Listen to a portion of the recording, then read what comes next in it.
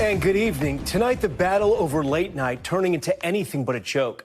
ABC's suspension of Jimmy Kimmel over comments about the assassination of Charlie Kirk, sparking a nationwide debate about whether free speech is under attack. Protesters demonstrating outside Disney's headquarters in Burbank, California, over their decision to pull the host from the airwaves. A string of celebrities, comedians, and politicians joining them in outrage. It seems like one of the only people we haven't heard from is Kimmel himself. The host for more than 2 decades of ABC's signature late-night broadcast has been an outspoken critic of President Trump for years. But some Republicans argue his jokes Monday night went too far. Public reaction has been mixed. We're just in a particularly scary time where free speech is in jeopardy, and I think he was punished because of that. Well, I don't think that people should, criticize. Especially someone got murdered, right? That's a really sad story. Right, hopefully there'll be a solution for all of this, and maybe he'll get a chance to kind of absolve himself of these things. Now, ABC's move is part of this year's dramatic shift in the landscape of late night. It was just 2 months ago that Stephen Colbert announced his show had been canceled and will come off the air next year. Only 2 major networks' late-night hosts remain unscathed, Jimmy Fallon and Seth Meyers of NBC. But in the wake of Kimmel's suspension, President Trump suggesting they should be next. And the president today escalating his fight against broadcasters, saying their licenses could be pulled, but leaving it up to the FCC commissioner. I read someplace that the networks were 97% against me. They give me only bad publicity or press.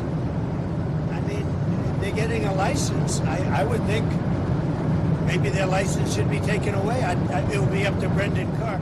I think Brendan Carr is outstanding. He's a patriot. He loves our country, and he's a tough guy. So we'll have to see. Now, in just a moment, we'll speak to a Deadline reporter. That publication breaking a lot of news on this story tonight. They have new details on the phone call when Kimmel learned of his suspension. But we begin tonight with Liz Kreutz, who leads us off from Hollywood. Tonight, protests outside Disney headquarters as fallout grows from the company's abrupt decision to indefinitely pull Jimmy Kimmel's late-night show off the air. Condemnation swift from Democrats in Washington to Hollywood heavyweights. You can't go around firing somebody because you're fearful or trying to suck up to an authoritarian criminal administration in the Oval Office. That's just not how this works. But President Trump and many of his supporters praising the decision by ABC and its parent company, Disney. Jimmy Kimmel is not a talented person. He had very bad ratings, and they should have fired him a long time ago. So, you can call that free speech or not. He was fired for lack of talent. The president later suggesting broadcast licenses could be taken away by the FCC. This all began Monday after Kimmel said this during his opening monologue.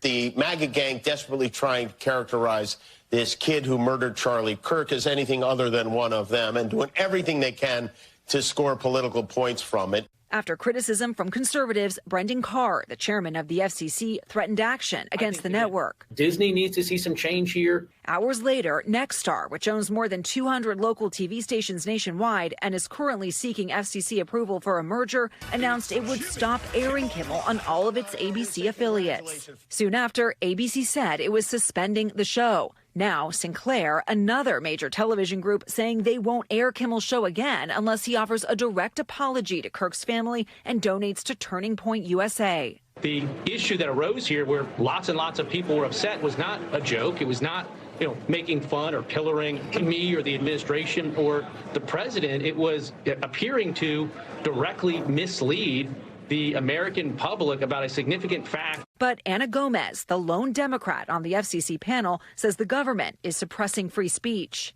This administration has weaponized the licensing power of the FCC in order to pressure broadcasters. They want only to have coverage in the way that they want to have it. And this is a clear violation of the First Amendment. The move by ABC comes 2 months after CBS announced it's canceling The Late Show with Stephen Colbert, another Trump critic, and amid multiple lawsuits President Trump has filed against news organizations. In a statement, former President Obama slamming the White House, writing, after years of complaining about cancel culture, the current administration has taken it to a new and dangerous level by routinely threatening regulatory action against media companies unless they muzzle or fire reporters and commentators it doesn't like. Okay, Liz Kreutz joins us tonight live from Hollywood outside those studios. Liz, I know you have some new reporting tonight on a U.S. senator who has spoken with Kimmel. Yeah, Tom, I mean, it's been really notable that we have not heard anything from Jimmy Kimmel since this suspension. He has remained silent and hasn't commented publicly. But Nevada Senator Jackie Rosen went on MSNBC and said that she has spoken with him. They are friends. She says that what he said is that he is most worried about his staff right now and also his ability in the future to do political commentary, Tom. Okay, that is a huge development right there. Do we have any idea yet, and I know it's very early, if Jimmy Kimmel will be returning, and if so, when? Yeah, Tom, that's the big question. ABC has also remained silent. They have not put out anything other than the one-sentence statement they released yesterday where they said that they were suspending Jimmy Kimmel's show indefinitely. So we do not know when or if the show will be back on the air. You can see we're on very busy Hollywood Boulevard right now in L.A. A lot of stuff happening. But behind me, this is the theater where Jimmy Kimmel films. And there are supporters of Jimmy Kimmel gathering now, calling on Disney to put him back on the air. Tom. Okay, Liz Kreutz for us leading us off. Liz, we thank you. For more on the future of late night, I want to bring in Dominic Patton. He's executive editor at Deadline.com, covering the biggest legal news in Hollywood. Dominic, Deadline has broken a lot of news tonight on this story, and so we wanted to have you on. I want to start with some of your new reporting in your piece for Deadline on the behind-the-scene details of this decision by Disney and how Jimmy Kimmel found out. Walk our viewers through what you've learned. Well, what we've learned, Tom, is that this was a long process that happened very quickly yesterday. As it became clear that there were some issues from Brendan Carr, meetings broke out all over the higher levels of Disney, including CEO Bob Iger and Disney Entertainment boss Dana Walden, a person who is tipped to being one of the contenders to be the next CEO of Disney. There was a lot of back and forth with Jimmy Kimmel and with what Kimmel wanted to do next. Kimmel, that we understand, wanted to speak on this matter yet again on his show last night, which literally was getting guests driving down to the studio on Hollywood Boulevard. Audiences hadn't been let in, but they were going to be let in. They were intending on making a show last night. But eventually, Jimmy, what he wanted to say and what Disney wanted him to say, or rather what they didn't want him to say, just simply clashed. And the decision was made by Iger and Walden, to some dissent, we understand, among the Disney ranks, to bench him for the time being. Dana Walden made the call. It was a reasonable conversation. We talked to one person who said it was businesslike and polite, and that was it. Shut down. Done. Now, what's interesting here is, and you guys mentioned it before, this is an indefinite preemption. It is being termed as a suspension. But what is the future? We understand that there are efforts to see if they can find a way to get Jimmy back on. Clearly, he's been the Oscar host a number of times. He even hosts Who Wants to Be a Millionaire, which he still does host, we understand. So the question now becomes does Jimmy Kimmel want to return? Under what circumstances? You talked about in the intro about how Sinclair want a full apology and a donation to Turning Point USA. Now, of course, some people will say, but Jimmy Kimmel didn't say anything to insult Charlie Kirk. He was mocking Donald Trump's response to the death of the MAGA activist, a tragic shooting we all know and we all have to acknowledge. So the question is what is the line? What line will be crossed and when will it be crossed? That, I think, is still very fluid, my friend. So, Dominic, if you look at this, there's probably three factors, right? And I'm curious at sort of what was the tipping point? You have the stations that some say could be holding Disney hostage, right? You mentioned the different station groups there. You have the context and the history of this, right, where ABC has already paid out the president for his library north of $15 million. And then you have the comments from the FCC chair. Was it all three, that combination together, or was it sort of one that pushed Disney to pull Jimmy Kimmel off the air? Tom, you're going to hate me for saying this, but it's both. I think it definitely is cumulative. You know, with the ABC $15 million payout late last year over Donald Trump's lawsuit over some ill-considered, let's acknowledge it, ill-considered remarks by George Stephanopoulos, that was the beginning of the media, as they say, bending the knee, kissing the ring. We've seen many of them since. Many more may be to come. Right now, there's a lot of fear, I think, among the media industries of the real-term bottom-line punishment the government can hand out, investigations, regulatory holdups, et cetera, et cetera. I do think Brendan Carr, who as recently as 2022 made a point of saying that President Biden was right, that political satire should never be brought under government regulation, that it's a part of who we are as Americans, has clearly changed his tune and gone full-on red hat MAGA over the past several months since being appointed chair of the FCC. You know, His remarks carry a lot of weight, a lot of fear. And listen to the tone. We can do this the hard way or the easy way. Look, we all know who these guys are playing to. It's an audience of one, which is the president. And the president likes tough talk. Look at what he said about Brendan Carr. Patriot, tough guy. Tough guy is the biggest compliment you can get in Trump land, and he got it. So I think into that sense, it's a success for Brendan Carr. As for what had the house of cards of Jimmy Kimmel Live collapse, at least for the time being, many different factors. Yeah. But certainly the fact that Disney had some of its major affiliate owners. You talked about how Nexstar owns 200 stations across the country. 32 of those are ABC affiliates. Now, in some medium markets like Nashville and in some smaller markets, but they're still there. And of course, with Sinclair getting involved, this actually does prove a problem. Will Jimmy Kimmel come back despite Nexstar and Sinclair? Right. I don't know, but I do think that there's a move to hope that it'll happen in some form or another. And then you're going to have a whole new form of backlash. Dominic, I know you maybe not be able to answer this right now, but you've had these high-level conversations with your sources. You've been doing this a long time. What does your gut tell you? Does Jimmy Kimmel come back to late night? You know, Tom, I trust my gut sometimes, but I also trust what is the bottom line. There's a reason they call it show business and not show friends. And I think ultimately this is going to be, like Paramount says, though no one believes them, about the axing of Stephen Colbert's show, that it was all about the finances. I think what a lot of people are waiting to see is what happens next with Jimmy Fallon and Seth. Where are the weaponry and the armory of the federal government going to be unleashed on them for their remarks? Today, Jimmy Fallon was supposed to appear at a conference in New York. 30 minutes before he was supposed to go on stage, announced that he was not appearing. So I think that there's a lot of moving pieces here. I don't want to make a prediction, but I say that you can bet either way, and you might be right or you might be wrong. Dominic Patton for us. We will continue to cover the story, and when we have answers, we will bring them to our viewers. Dominic, we thank you. We're going to turn now to Florida, where an investigation is underway after a man was found unresponsive at the Epic Universe theme park in Orlando. Authorities say a man in his 30s died after riding the roller coaster called Stardust Racers. The park is owned by NBC Universal, also the parent company of NBC News. I want to bring in George Solis, who's been following this closely for us. George, what are we learning tonight? Yeah, Tom, it's a tragic story and one with many questions. The medical examiner tonight there in Florida identifying the guest as Kevin Rodriguez Zavala, saying he was riding that roller coaster there at Universal Epic Universe. And this is the key thing here.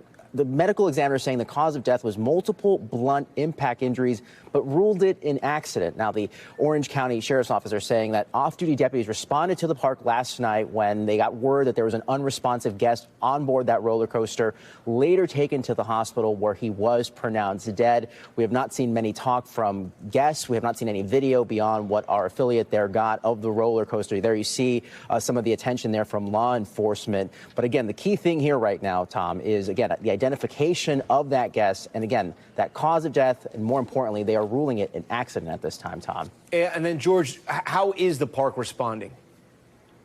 Yeah, so Universal putting out a statement to NBC News saying, in part, we are devastated by this tragic event and extend our sincerest sympathies to the guest's loved one. We are fully cooperating with the ongoing investigation. And it's important to note here, they say that roller coaster does remain closed tonight. Tom? Okay, George Solis. George, we thank you. Now to the new details in that Pennsylvania shooting that left several police officers dead. Officials say the suspect was at the home of the woman he was accused of stalking when he ambushed those officers. NBC's Aaron McLaughlin reports that attack is shaking the tight-knit rural community. Tonight, authorities identified the suspect, 24-year-old Matthew James Ruth, as the man who opened fire, killing 3 police officers and critically injuring 2 before being shot dead. Tonight, the officers killed have been named: Sergeant Cody Becker, Detective Mark Baker, and Detective Isaiah Emenheiser. Each of these men represented the very best of policing. The district attorney says the ambush lasted 2 minutes. The officers had been searching for the suspect inside the Pennsylvania home of his ex-girlfriend and her family, who had already left the scene for their safety. Detective Emenheiser discovered that the door was unlocked. Immediately opening the door, the actor repeatedly fired at the officers with multiple rounds from an AR-15 styled rifle. All 4 detectives went down. The firefight continued outside, where police say Ruth shot a deputy sheriff. An eyewitness says he saw police searching that barn. All of a sudden, he heard shots fired. You can see there the blood-soaked pavement. Fire officials have just arrived to clean it up. Authorities say police had been searching for Ruth. According to court documents, Ruth's ex-girlfriend and her mom called police the night before, saying she saw Ruth in the driveway, armed with an AR-15-style rifle slung across his chest and dressed in camouflage, looking into her window with binoculars, adding she suspected him of setting her pickup truck on fire the month before. The horrific attack in a quiet farming community. It's terrible, and what are you going to do? Never go out. You can't do that. As the community struggles to make sense of yet another senseless act of gun violence.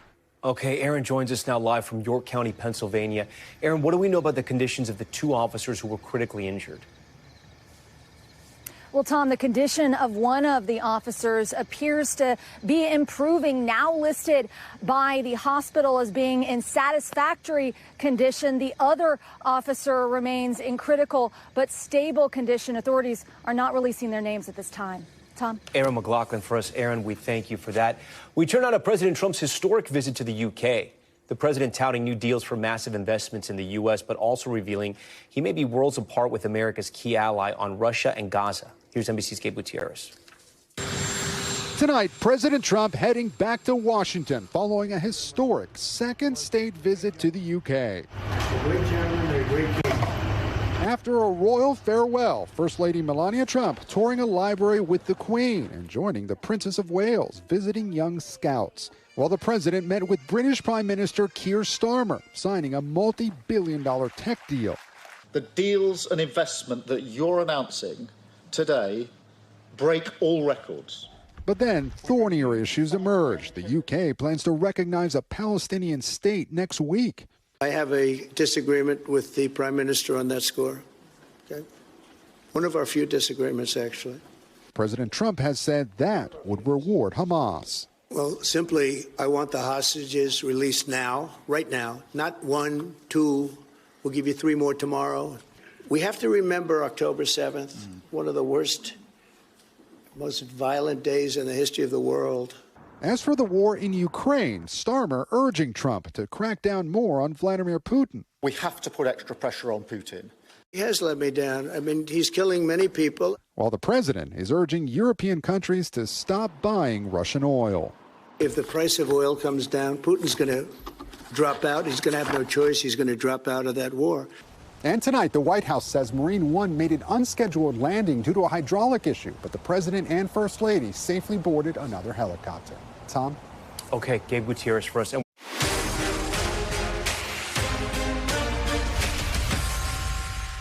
All right, we are back now with big news for concert fans. Ticketmaster and its parent company, Live Nation, are being sued by the FTC, accused of using, quote, bait-and-switch tactics and working hand-in-hand with scalpers to help them scoop up millions of dollars in tickets.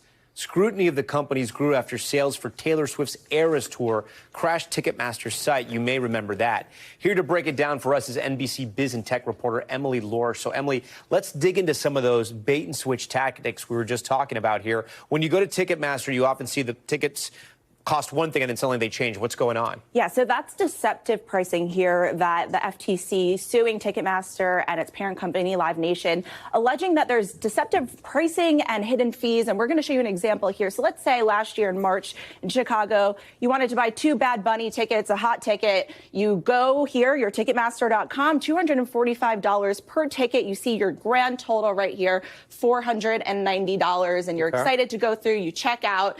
And once you get here, suddenly, that $490 turns into $662. So what they're talking about here is that those hidden fees, the deceptive pricing, and basically saying here that this is not really showing consumers what they're able to afford, what they're able to purchase as they go through, and those hidden fees here that, as we know, ever since 2022 with the big Eras Tour, Taylor Swift, everyone saying that there were astronomical prices once they get through to checkout. And then talk to us about the role the bots are playing in this.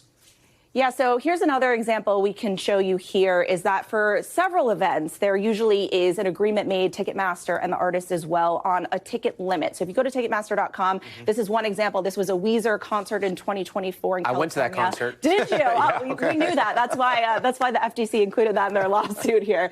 And so that limit is per person. Now, this was also included in the lawsuit. You could see here. So this is a list of brokers. These are the people who basically buy the tickets and then they resell them. And you can see, let's see an example right here, number 22. And so the number of accounts that this has is more than 4,000 accounts. This is one company, 4,000 accounts, and they bought that many tickets? More than 150,000 tickets, and that's for more than 2,000 events here. And so in comparison here, the average consumer can only buy 8 tickets, and this is, alleging here that Ticketmaster is allowing these brokers to go ahead and not only buy all these tickets, but then raise the price and when we say bots, though, are we actually talking about technology and apps, something they have that they're able to do this? Yeah, and there's been an increasing number of bots in recent years. I mean, it started with Bruce Springsteen several years ago. It blew up when the Ticketmaster website crashed with the Taylor Swift Eras Tour. But yeah, it's increasingly happening that bots are able to do this, jack up the price, and make some of these events not affordable for the average consumer. Emily, Laura, so great to have you here. We really understand this a lot better now. We thank you for that. Okay, we're going to turn now to Top Stories news feed following the assassination of Charlie Kirk. His widow, Erica Kirk, has been selected as the new CEO for Turning Point USA.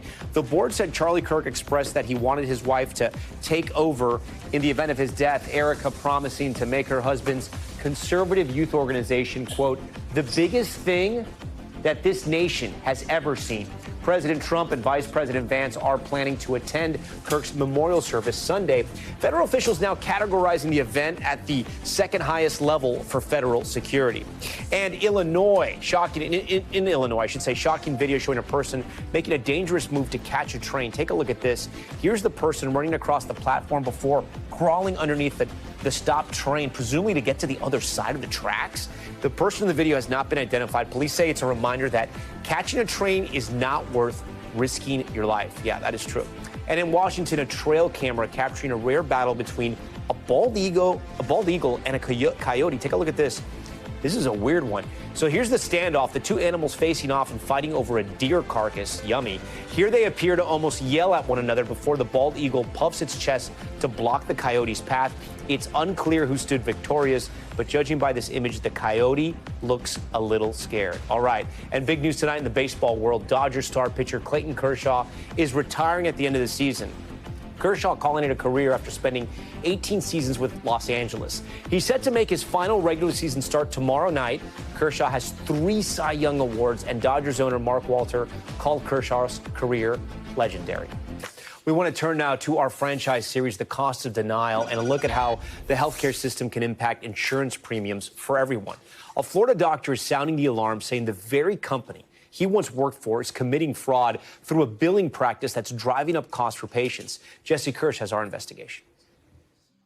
I think healthcare is unaffordable. At some point, somebody has to look at this and say, these prices are out of control. When Dr. Kenneth Consker started digging into his former company's billing practices, I was shocked.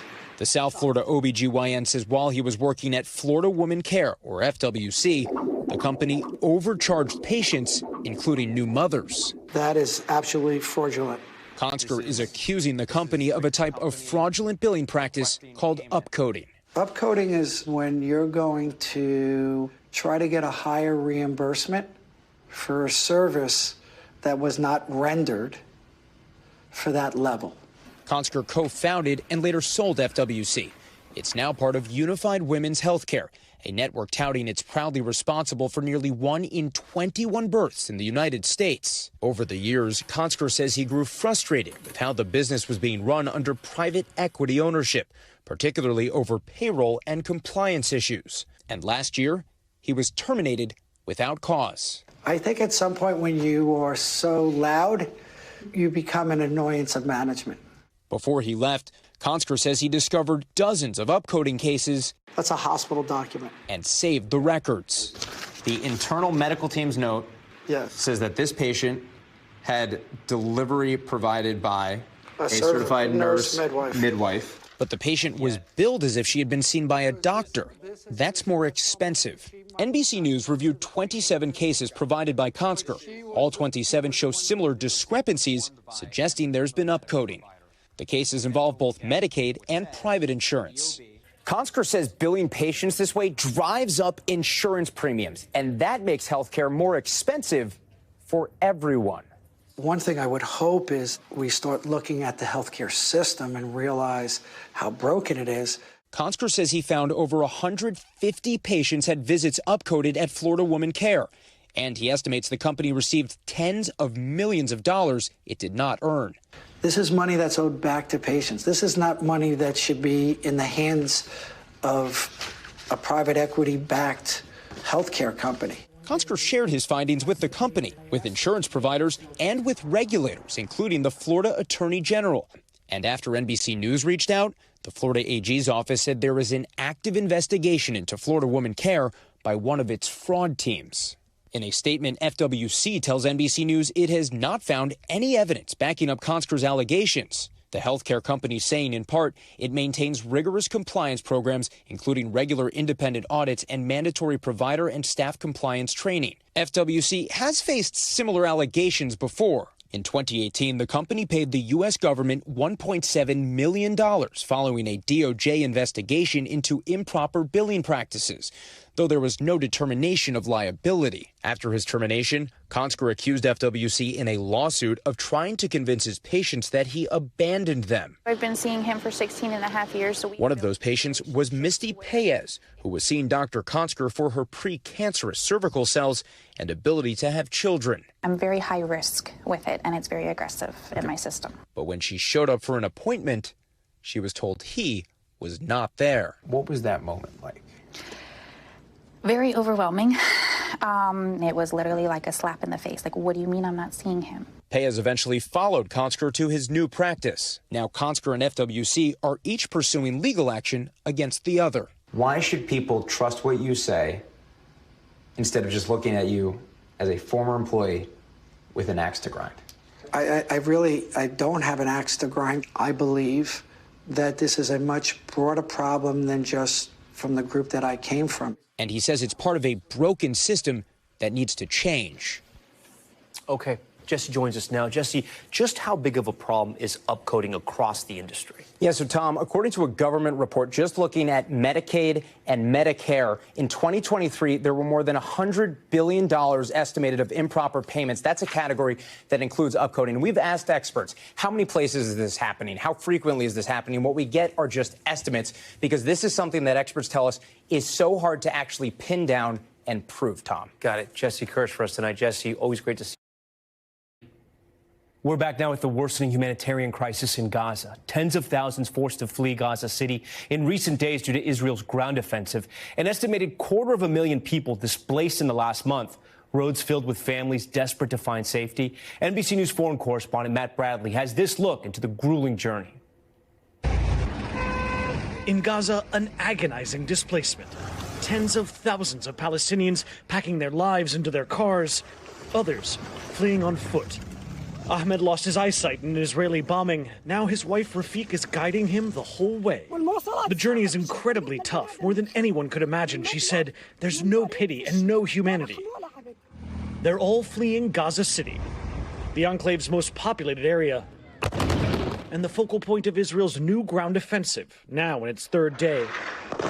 Israel says it wants to rout what it says are 3,000 Hamas commandos here, the group's stronghold, according to Israel's military, where Israeli officials suspect Hamas is holding some of the remaining 20 Israeli living hostages. It's an operation that could take months, and hundreds of thousands have already fled the city following Israeli warnings. Yesterday, Israel's military opened a new roadway, it said, to help civilians flee its assault. For most, the constant displacement has become a tragic routine. Jundia says she's moved 6 times. They tell us to evacuate, but for nothing. She says they don't care for us. It's all lies. Hundreds of thousands more are still heading south, searching for an uncertain safety. But first, a crowded gauntlet of heat and heartbreak. Jundia's truck is carrying 4 families and all of their belongings. Their stop in Khan Yunis isn't far from Israeli airstrikes, but even here, they struggle to find a tent. We don't have water, food, or anything, said Jundia. We are exhausted and mentally drained. Another destination, Han Yunis, this sprawling tent city. Here, too, there's little space for a family. For Sanad and Ghanima, this is bath time. Their mother Nusra joins them. Clean water is rare. Our children are dying 1,000 deaths every day, Nusra says. At night, the cold consumes them, and in the day, the heat devours them. The sun scorches them. For now, they're making their home on the street. Father Refat Rahan can't afford the $180 for a tent. There's no mat, no cover, no blanket, Rafat says. At night, I take off my shirt and I cover my children with it. And Israel's military said today that 4 IDF soldiers were killed earlier today when their Humvee rolled over an improvised explosive device in the southern Gazan city of Rafah. Tom? Matt Bradley, we thank you. All right, staying overseas with Top Stories Global Watch, starting with nationwide protests in France over budget cut plans turning violent. Video shows clashes in Paris between demonstrators and police in riot gear. You can see tear gas being deployed. Hundreds of thousands are participating in the strikes against what they're calling significant cuts to public service. Parts of the Louvre and the Eiffel Tower were forced to shut down. It comes barely a week after President Emmanuel Macron appointed a new prime minister. And a rare phenomenon spotted in Brazil as a fire tornado tears through a sugarcane field. You see emergency crews on the scene in Sao Paulo with a pillar of fire swirling through the sky in the background. A little further north, a wildfire nearly engulfing this home. Firefighters forced to rescue a woman who went back to get her belongings. Crews across the country are working to get a number of wildfires under control. And an intense rescue mission caught on camera in Turkey after a cargo ship ran aground. Take a look. The video shows a Coast Guard helicopter airlifting crew members one at a time. You can see those powerful waves continuing to slam the stranded ship. Everyone on board was brought back to safety. No word yet on what caused the vessel to run aground. Okay, and now to the new chapter for one of the biggest names in music. We are talking about Ringo Starr here. He's always marched to the beat of his own drum, right? Now the legendary Beatle is putting a new spin on his career with his paintings. NBC's Chloe Malas caught up with Ringo and has this inside look at his new exhibition that's all for a good cause. This rock and roll group has taken over as the kingpins of musical appreciation. He's one of the most famous musicians in the world. The Beatles!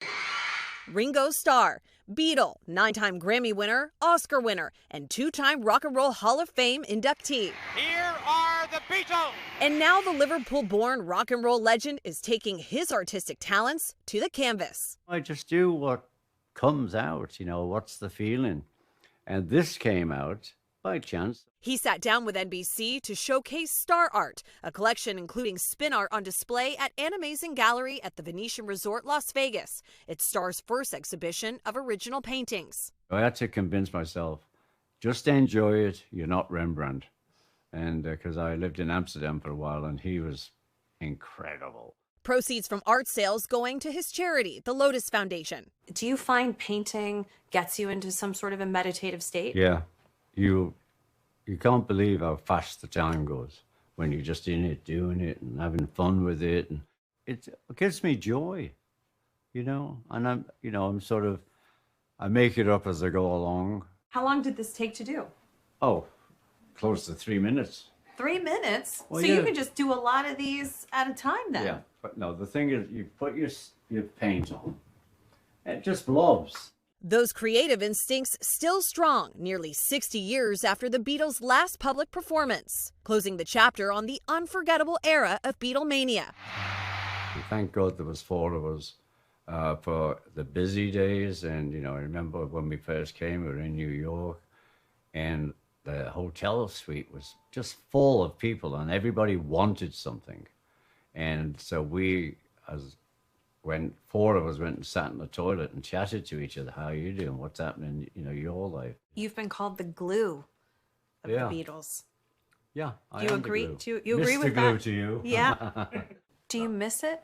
Do you miss the Beatles? No, I think it came to the natural end, you know. But the other side thinks if John and George were here, we'd probably have gone out sometime in the last 20 years. How often do you talk to Paul? Oh, well, Paul's the traveler, so he is in town right now, and I'll see him Thursday. We have dinner 3 or 4 times a year, sometimes in England and here, if I'm over there. and we call on the phone, see how we're doing. So we're pals. Outside of the Beatles, Starr has carried on with music with his group Ringo Starr and the All-Star Band, touring for the past 35 years, 11 performances this month alone. What's your favorite part about getting up on stage and performing? Hitting the drums. I love to hit those buggers. I just hit them. I love it. You know, they do relate to songs, but, you know, I still run on. I can't help it. At 85 years young, staying active as ever, preaching peace and love and a bit of hard work. None of us are in charge of our longevity. We're all going to go, and the pleasure is, and the grace of God, we don't know what day that is, because we'd all be sitting at home sulking. Added to Starr's to-do list, tuning into British director Sam Mendes' series of 4 separate Beatles biopics, one for each band member, to be released in 2028, with actor Barry Keoghan set to play him. Oh, it's the maddest thing you've ever heard, isn't it? A man has taken 4 lads, he's making 4 movies at the same time.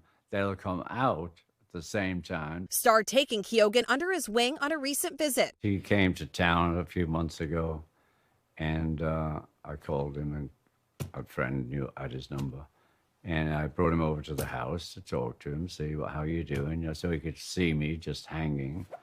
And we went to my little studio, and I went boom, on the drum, boom, boom, boom, boom, whatever I did. I said, "Come on, buddy, have a go." Oh, no, I'm not playing. So we'll see how he does. I think you really were the glue of the Beatles. Do you? Because when I go back and I listen to songs like Here Comes the Sun, it really doesn't get going until you come in there with the drums. Chloe Malas, NBC News, Los Angeles. Finally tonight, one unusual library in Maine is offering the community so much more than just books, loaning out everything from games to kitchen appliances to even a wood chipper. NBC's Rahema Ellis checks it out. From the minute the doors open, people are streaming into the Curtis Memorial Library in Brunswick, Maine. They come to check out games, puzzles, and of course, books. But check out what else is here. Do you have a mini golf set? Yep. Mini dehydrator? Mm-hmm. How about a wood chipper? Yes. Librarian Hazel Onsrud is the mastermind behind what's called the Library of Things. More than 1,500 items, mostly donated, some worth hundreds of dollars. For locals, all you need is a library card to check them out for free. Being in Maine, that includes this giant lobster pot, plus A ukulele, a boom box, a sewing machine, an apple picker, tagine, and a KitchenAid mixer could save you several $100s. We started it to meet community needs. Needs for things that people use once in a while. She says it's also about cutting down on waste. What's the quirkiest thing that you have in the Library of Things? I like our nut wizards. That's this thing that lets you pick up acorns scattered in your yard.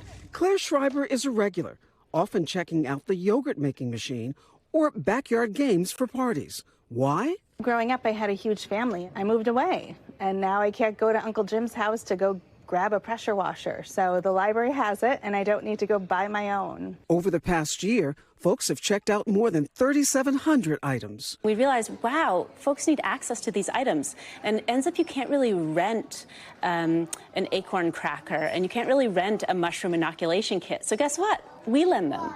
And a whole lot more. Rahema Ellis, NBC News, Brunswick, Maine. All right, we thank Rahema for that one, and we thank you for watching Top Story tonight. I'm Tom Llamas in New York. Stay right there. More news on the way.